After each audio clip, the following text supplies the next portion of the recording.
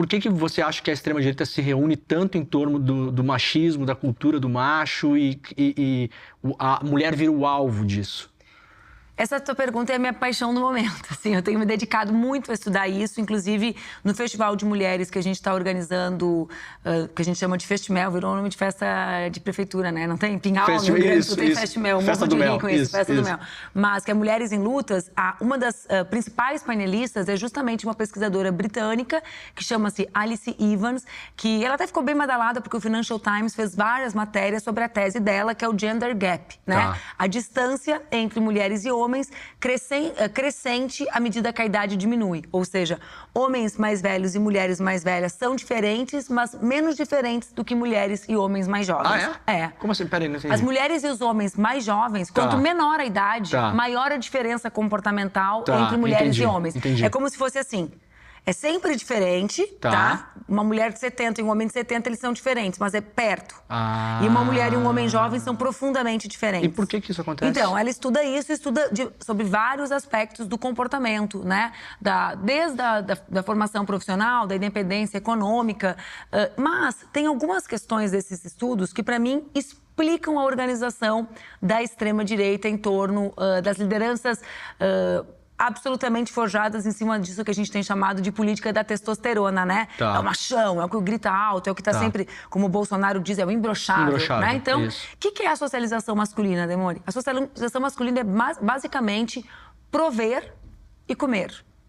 No sentido bagaceiro, como diz lá no Sul. Né? Ou seja, sustentar economicamente e ser apto de se relacionar sexualmente com tantas mulheres quanto for possível. Essa é a socialização masculina do período recente. Eu não tô dizendo, não tô falando de ti, não tô falando sobre meu marido, não tô falando sobre meu filho. Mas pode ser um pouco de mim também, pode ser um pouco do seu marido. Eu tô falando sobre a média, do que é ser homem no mundo que a gente vive. Se a gente vive uma crise brutal no capitalismo, como vive, né? Se o trabalho é cada vez mais precário, como é, se cada vez se trabalha mais e se ganha menos, quem tá deixando de prover? Esse homem. Então, esse homem é o que algumas filósofas chamam de macho ferido. Ele tá ferido. Porque ele não consegue honrar a trajetória dele. Ele vive pior que o pai dele. Claro, porque a crise é maior do que era. Né? Então, ele vive pior. Quem é essa mulher do lado dele? Em geral, ela vive melhor que a mãe dela.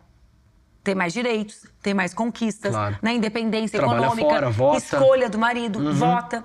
Então... a turma da psicanálise às vezes chama de ressentimento de gênero. Existe um ativo aqui que é o ódio às mulheres como a explicação mais fácil por teu insucesso. Porque o nosso mundo não fornece uma resposta coletiva. O desemprego é responsabilidade tua, não é da crise do capitalismo, né? É assim que a sociedade interpreta. Você não acordou cedo que chega, você... Exatamente. Então, eu acho que essa tua pergunta, ela é interessantíssima, porque a gente acaba não conectando o nosso discurso. Olha, a gente é contra a meritocracia. Olha, tem crise. Com as razões desse ódio às mulheres e dessa política da violência. E eu gosto de fazer o inverso desse raciocínio.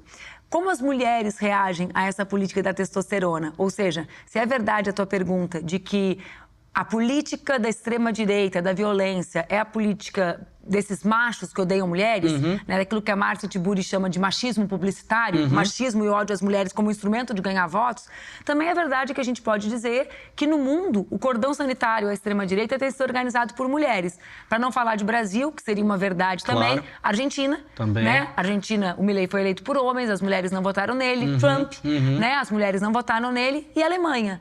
A Alemanha, a AfD, a extrema-direita, ela contou com o voto dos homens jovens. E o Die Linke contou com o voto das mulheres jovens, né? Então, por que será? Será que a violência, a socialização para a violência, a ideia da destruição, a ideia da destruição do Estado e do ser humano bate igual na socialização masculina e na feminina? Eu acho que não.